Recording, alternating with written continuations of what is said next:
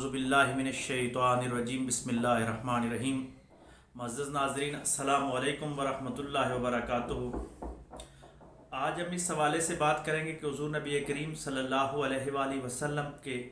زمین پر کون سے دو وزیر اللہ نے مقرر فرمائے اور آسمان پر دو کون سے وزیر ہیں۔ تو حضور نبی کریم صلی اللہ علیہ وآلہ وسلم نے فرمایا، صحیح حدیث کا مفہوم ہے کہ آقا علیہ الصلوۃ والسلام نے فرمایا کہ اللہ تبارک و تعالیٰ نے مجھے آسمان پر دو وزیر عطا فرمائے اور دو زمین پر وزیر عطا فرمائے۔ آسمانوں کے جو دو وزیر ہیں وہ حضرت جبریل علیہ السلام اور حضرت میکائیل علیہ السلام ہیں، اور زمین پہ آقا علیہ الصلوۃ والسلام کے جو دو وزیر مقرر ہوئے وہ حضرت ابوبکر صدیق رضی اللہ تعالیٰ عنہ اور حضرت عمر فاروق رضی اللہ تعالیٰ عنہ ہیں۔ تو ان دونوں ہستیوں کو آقا علیہ الصلوۃ والسلام کے ساتھ ایک خاص ایسی قربت، ایسا ایک تعلق نصیب ہوا کہ آپ دیکھیے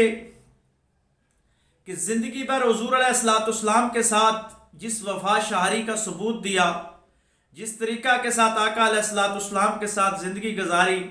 اور حضور علیہ الصلوۃ والسلام کے وصال کے بعد جس طرح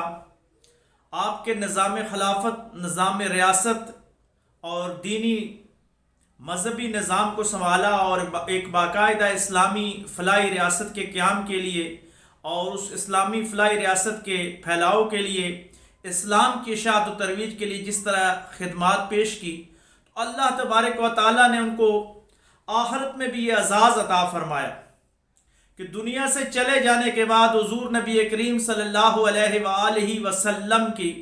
تربت مبارک کے ساتھ بالکل پڑوس میں آقا علیہ الصلوۃ والسلام نے ان دونوں یاروں کو جگہ عطا فرمائی۔ تو مختلف تفاسیر کا اگر مفاہیم کو سمجھا جائے تو یہ بات بھی معلوم ہوتی ہے کہ انسان کے جہاں سے خمیر ہوتا ہے، جہاں کی مٹی ہوتی ہے، وہ پاک مٹی سے انسان بنایا جاتا ہے، وہاں پہ وہ دفن ہوتا ہے۔ تو صوفیاء مفسرین فرماتے ہیں کہ حضور علیہ الصلوۃ والسلام، حضرت ابوبکر صدیق اور حضرت عمر رضی اللہ تعالیٰ عنہ کی مٹی جو ہے ایک جگہ سے تھی کہ آپ دنیا سے چلے جانے کے بعد بھی ایک جگہ پہ آرام فرما رہے ہیں۔ اور عشق و محبت کا تقاضا دیکھیے کہ جو شخص بھی حضور علیہ الصلوۃ والسلام کی تربت پہ حاضر ہوگا،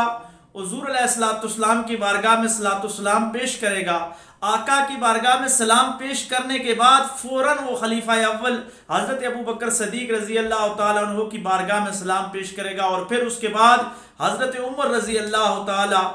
عنہ کی بارگاہ میں سلام پیش کرے گا۔ تو کتنی بڑی فضیلت اللہ تبارک و تعالیٰ نے ان دونوں ہستیوں کو عطا فرمائی۔